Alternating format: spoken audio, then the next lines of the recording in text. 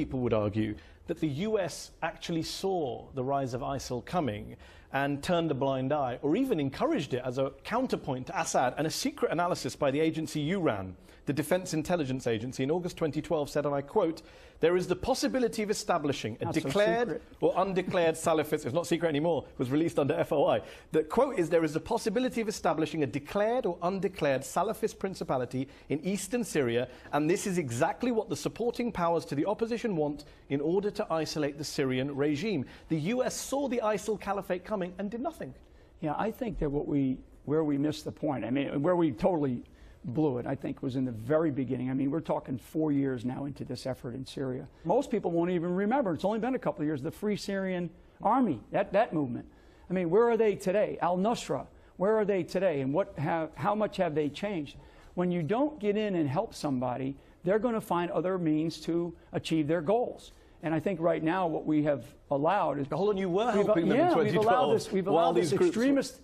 You know, these extremist militants to come in. But why did you allow them to do that, General? You were in post. You were the head of the Defense Intelligence Agency. Well, those are policy. I took the liberty of printing out that document. Yeah. This is the memo I quoted from. Did you see this document in 2012? Would this come across your table? Yeah. I paid very close attention to all this. So when you saw this, did you not pick up a phone and saying, what on earth are we doing supporting these Syrian rebels? That kind of information is presented, and what did you do about it? Those become, I argued about it. Did you say we shouldn't be supporting these groups? I did. I mean, we argued about the different groups that were there, and we said, you know, who is it that is involved here? And I will tell you that I do believe that the intelligence was very clear. And now it's a matter of whether or not policy is going to be as clear and as defining and as precise as it needs to be, and I don't believe it was. Just on what you're saying, just to clarify here, you're saying today my understanding is you're saying we should have backed the rebels.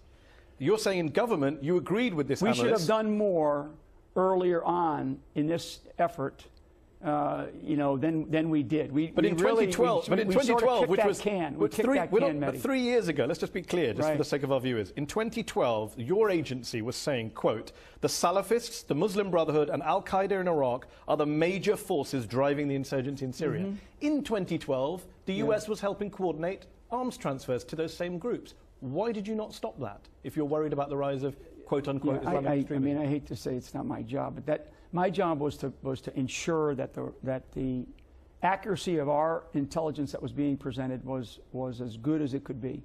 And I will tell you, it goes before 2012. I mean, when we were in Iraq, and we still had decisions to be made before there was a decision to pull out of Iraq in 2011. I mean, it was very clear what we were going to face. Well, I admire your frankness on this subject. Very clear what we were going to face. Let me just, before we move on, just to clarify once more, you are basically saying that even in government at the time, you knew those groups were around, you saw this analysis, and you were arguing against it. But who wasn't listening? I think the administration.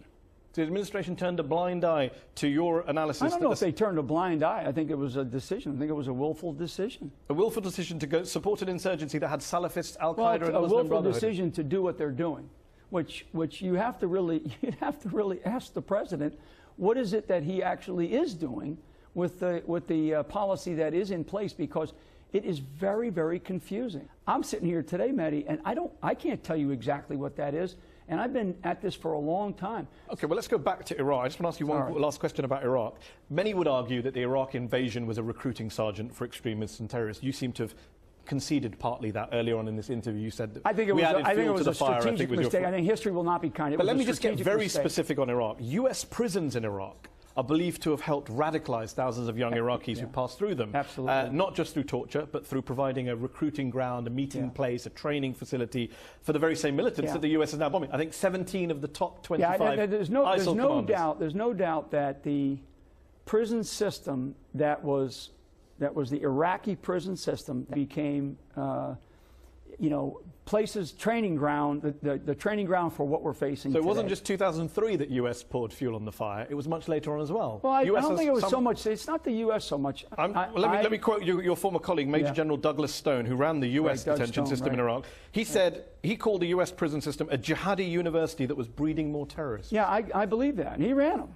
I believe that. So it's not just the Iraqis, as you just said. It's the Americans. I went down there. Well, I mean, what we did was we allowed things to happen in those prisons, in those detention facilities, in Camp Cropper and Camp Bucca, to where guys like al-Baghdadi spawned, and others as well.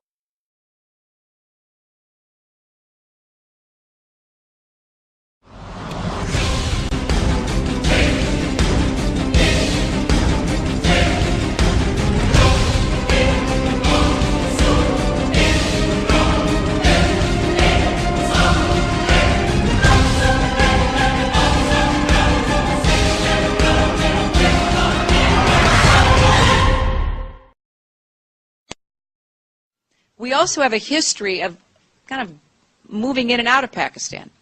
I mean, let's remember here, the people we are fighting today, we funded 20 years ago. And we did it because we were locked in this struggle with the Soviet Union.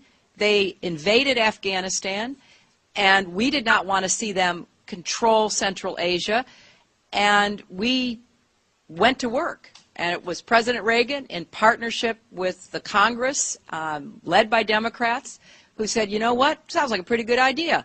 Let's deal with the ISI and the Pakistani military, and let's go recruit these mujahideen. And let's get some to come from Saudi Arabia and other places, importing their Wahhabi brand of Islam, so that we can go beat the Soviet Union.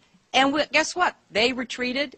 They lost billions of dollars, and it led to the collapse of the Soviet Union. So there's a very strong argument, which is, wasn't a bad investment to end the Soviet Union, but let's be careful what we sow, because we will harvest.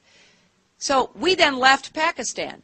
We said, okay, fine, you deal with the stingers that we've left all over your country. You deal with the mines that are along the border. And by the way, we don't want to have anything to do with you. In fact, we're sanctioning you. So we stopped dealing with the Pakistani military and with ISI, and we now are making up for a lot of lost time. We attacked Iraq. We still going to attack Iraq? He said, oh, sir. He says, it's worse than that. He said, he pulled up a piece of paper off his desk. He said, I just got this memo from the Secretary of Defense's office. It says we're going to attack and destroy the governments in 7 countries in 5 years. We're going to start with Iraq, and then we're going to move to Syria, Lebanon, Libya, Somalia, Sudan, and Iran. Seven countries. Says Washington is siding with the opposition to force regime change. They have had this division to train the rebels there. They also help the rebels smuggle arms into Syria. It's not some kind of simultaneously uprising situation where people are rebelling and then suddenly they are mysteriously armed, and mysteriously arms are being smuggled into Syria from Turkey. Well, who's providing these arms? This is a typical CIA method.